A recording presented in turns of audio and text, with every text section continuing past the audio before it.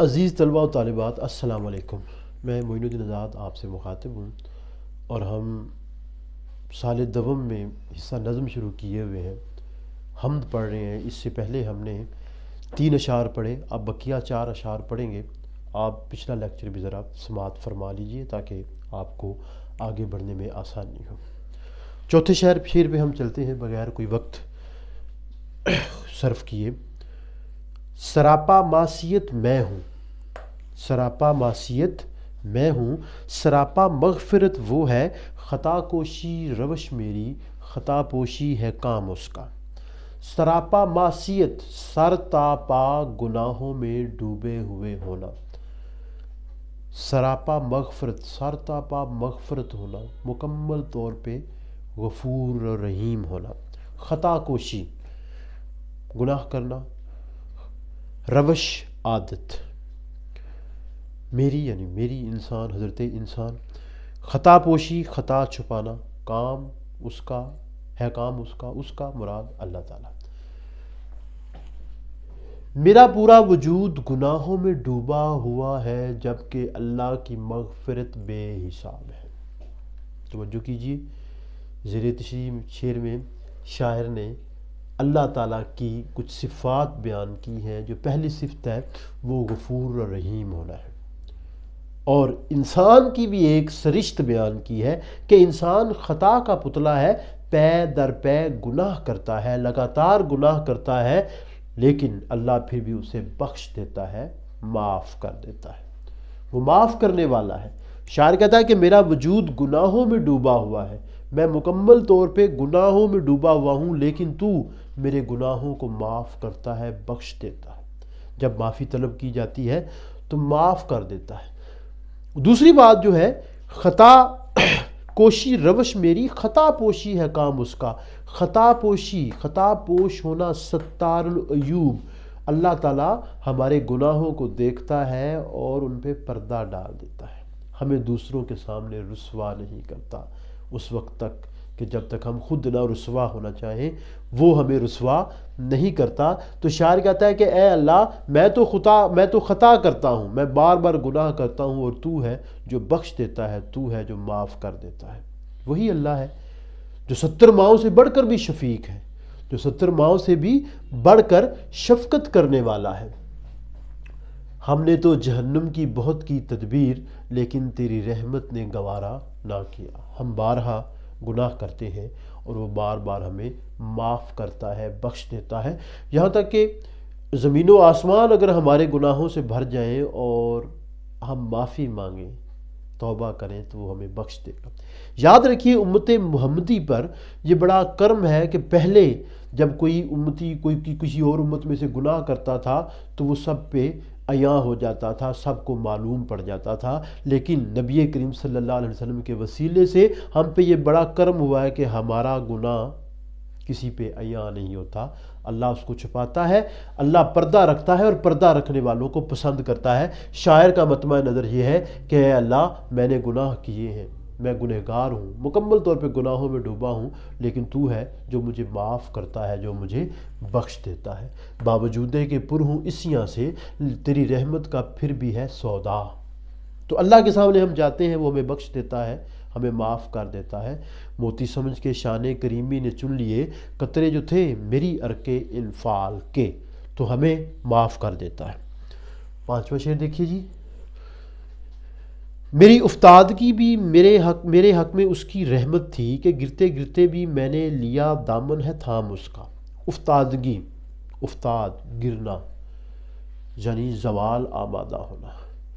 انسان اس دنیا میں آتا ہے، کبھی عروج حاصل کرتا ہے اور کبھی زوال اسی کا مقدر بنتا ہے، لیکن زوال بھی ایک آزمائش ہے۔ اللہ آزماتا ہے دکھ دے کے، سکھ دے کے، دولت دے کے، دولت واپس لے کے۔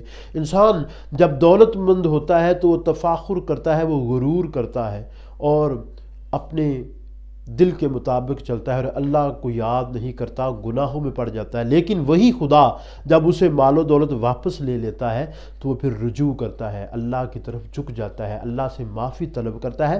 شاعر کہتا ہے کہ میں اپنے کردار کی وجہ سے گر رہا تھا، اپنے کردار کی وجہ سے میں مسائل کا شکار ہو رہا تھا، میں نے اللہ کو یاد نہیں کیا، پھر میں آزمائش میں پڑا، اور وہ جو آزمائش تھی اس کی وجہ سے اللہ کے ساتھ جو میرا ٹوٹا ہوا تعلق ہے بحال ہو گیا. گویا وہ زوال بھی میرے لیے نعمت تھی، کیونکہ اس زوال کی وجہ سے میں نے اللہ کا دامن تھام لیا، میں دوبارہ سے اللہ کے قریب ہو گیا. وہ جو آزمائش تھی وہ مجھے پریشان کرنے کے لیے نہیں تھی، وہ بھی میرے حق میں رحمت تھی، وہ بھی میرے حق میں رحمت تھی. اگر وہ رحمت نہ ہوتی تو یقیناً میں گناہوں میں ہی ڈوبا رہتا. تو اللہ بہانے بہانے سے آزمائش سے بھی ہمیں اپنے قریب کرتا ہے، آزمائش سے بھی ہمیں اپنے قریب کرتا ہے. شاعر نے اسی چیز کو یہاں پہ بیان کیا ہے. ہر حال میں رہا جو تیرا آسرا مجھے، مایوس کر سکا نہ ہجوم بلا مجھے. ہجوم بلا یعنی ہم جب پریشان ہوتے ہیں تو اللہ کو یاد کرتے ہیں، جب ہر جگہ سے ہم ناکام ہو جاتے ہیں تو ایک ہی در ہے جس پہ ہم نے سر جھکانا ہوتا ہے، اور وہ در کس کا ہے؟ وہ اللہ کا ہے. بہت خوش ہوں خدا یاد آ رہا ہے اس مصیبت میں، میری کشتی کو اے طوفان یوں ہی زیر و زبر رکھنا. جب مشکلیں آتی ہیں تو ہم خدا کے سامنے جھکتے ہیں. شاعر نے اس حقیقت کو بیان کیا ہے. چھٹا شعر دیکھیے جی. ہوئی ختم اس کی حجت اس زمیں کے بسنے والوں پر، کہ پہنچایا ہے ان سب تک محمد نے کلام اس کا. بہت خوبصورت شعر. میں اگر کہوں کہ یہ نعت کا شعر ہے تو بے جا نہ ہوگا. ہماری روایت ہے کہ ہم اللہ کے ساتھ اس کے حبیب کو یاد کرتے ہیں. قرآن مجید میں بھی اللہ کے نام کے ساتھ محمد الرسول اللہ صلی اللہ علیہ وآلہ وسلم کا نام آیا ہے. تو یہاں پہ بھی شاعر نے اسی روایت کو برقرار رکھا ہے اور کہا ہے اور بیان کیا ہے، کہا ہے کہ نبی کریم صلی اللہ علیہ وسلم کی بعثت کے ذریعے اللہ نے اپنی حجت مکمل کر دی. حجت دلیل کو کہتے ہیں، اور یہاں پہ حجت سے مراد ہے دین. اللہ تعالیٰ نے انسان کو اپنا خلیفہ اور نائب بنایا اور اسے اس دنیا میں بھیجا. شیطان جو اس کو بہکانے کے لیے آ گیا، نافرمانی کی، اس نے آدم کو سجدہ نہیں کیا، اور جب بارگاہ عزدی سے نکلا تو اس نے کہا میں بھٹکاؤں گا. تو اللہ نے پیغمبر بھیجے، مختلف اوقات میں مختلف قوموں پر مختلف زمانوں میں انبیاء آتے رہے. خود اللہ نے فرمایا، اور قوموں پر نبی بھیجے گئے، مختلف قوموں پر نبی بھیجے گئے، کچھ قبائل کے لیے، کچھ علاقے کے لیے، کچھ قوم کے لیے، کچھ زمانے کے لیے. لیکن سب سے آخر میں کون آیا؟ سب سے آخر میں سرور کونین آئے، نبی کریم صلی اللہ علیہ وآلہ وسلم آئے، خاتم النبیین آئے، جن پہ اسلام مکمل ہوا. خطبہ حجت الوداع کے موقع پہ آیت نازل ہوئی، آج کے دن میں نے تم پر اپنی حجت تمام کر دی اور تمہارے لیے دین اسلام کو بطور دین کے پسند کیا. تو دین کی تکمیل ہونا، شاعر کہتا ہے کہ نبی کریم صلی اللہ علیہ وسلم کے ذریعے دین کی تکمیل ہوئی، اللہ نے اپنی حجت تمام کر دی اور ہمیں نبی کریم صلی اللہ علیہ وآلہ وسلم کی امت میں شامل کیا. اور زمین پہ جو بسنے والے ہیں ان پہ اللہ نے بڑا کرم کیا، بڑا رحم کیا. پہلے بھی نبی بھیجتا رہا، لیکن سب سے آخر میں نبی آخر الزمان رحمت للعالمین کو بھیجا. ہوئی تکمیل جن کی ذات پر ہر خیر و برکت کی، ہوئی تکمیل جن کی ذات پر ہر خیر و برکت کی، انہیں خیر البشر خیر الورا کہیے بجا کہیے. تو نبی کریم صلی اللہ علیہ وآلہ وسلم کی بدولت، نبی کریم صلی اللہ علیہ وآلہ وسلم کی بدولت جو دین ہے وہ مکمل ہوا. اللہ نے نبی کریم صلی اللہ علیہ وآلہ وسلم کے ذریعے دین اسلام کی تکمیل فرمائی. شاعر نے اسی چیز کو یہاں پہ خوبصورتی سے نمایاں کیا ہے. اور آپ کی وجہ سے دکھوں اور غموں کا مداوا ہوا، گرتے ہوئوں کو تھام لیا جس کے ہاتھ نے، وہ تاجدار یثرب و بتا تمہیں تو ہو. یہ بھی مولانا کا خوبصورت شعر ہے. یہ شعر بھی مولانا ظفر علی خان کا خوبصورت شعر ہے. معاف کیجیے گا کہ میں ایک اور نام لے گیا، وہ نام بھی معزز ہے. بہرحال مولانا جو آ گیا. ہوئی ختم اس کی حجت اس زمین کے بسنے والوں پر کہ پہنچایا ہے ان سب تک محمد نے کلام اس کا۔ تو نبی کریم صلی اللہ علیہ وسلم کے ذریعے جو دین اسلام ہے اس کی تکمیل ہوئی۔ اب قیامت تک کوئی دین نہیں آئے گا، آپ نبی آخر الزمان ہیں، تمام زمانوں کے لیے نبی ہیں، خاتم النبیین ہیں۔ اب کسی نبی نے نہیں آنا، جو رشد و ہدایت کا سلسلہ ہے وہ آپ صلی اللہ علیہ وآلہ وسلم کی ذات پہ مکمل ہو گیا۔ آخری شعر جی، بجھاتے ہی رہے پھونکوں سے کافر اس کو رہ رہ کر، مگر نور اپنی ذات پر رہا ہو کر تمام اس کا۔ یہاں پہ ایک آیت جو ہے وہ بیان ہوئی ہے، اللہ تعالیٰ نے قرآن مجید میں فرمایا، اور کافر تو یہ چاہتے ہیں کہ اپنے منہ کی پھونکوں سے اللہ کے نور کو بجھا دیں، لیکن اللہ اپنے نور کو مکمل کیے بغیر نہیں رہے گا، اگرچہ کافر اس کو ناپسند کریں، اگرچہ کافر اس کو پسند کریں تو ناپسند کر لیں، جو مرضی ہو، اللہ تعالیٰ ہے وہ اپنے نور کو مکمل کرے گا۔ شاعر کہتا ہے کہ کافر پھونکوں سے اللہ کے نور کو بجھانے کی کوشش کرتے رہے، مگر یہ مکمل ہو کر ہی رہا، مکمل ہو کر رہا، یعنی دین اسلام مکمل ہوا۔ اب دیکھیے کتنی مشکلات آئیں، نبی کریم صلی اللہ علیہ وآلہ وسلم نے ان کو خندہ پیشانی سے برداشت کیا۔